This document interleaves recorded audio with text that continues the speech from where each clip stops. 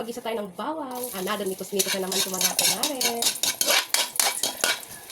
Hulog na natin yung sibuyas.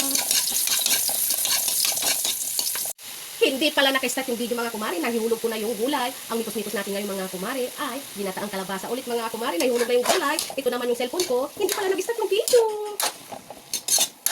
Pag ginisa mo na yung gulay mga kumare, anong susunod? Siyempre, lalagyan mo ng isang talyasing tubig.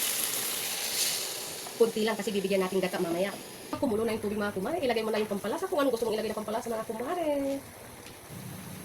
Siyempre, ang ilalagay kong sahog mga kumare, Hokkaido, tipid-tipid pag may time. Ay, dadalawa lang yung laman niya. Ihulog ko na yung gata mga kumare. Antay na lang natin tumaluto, tapos kainan na mga kumare. Bye!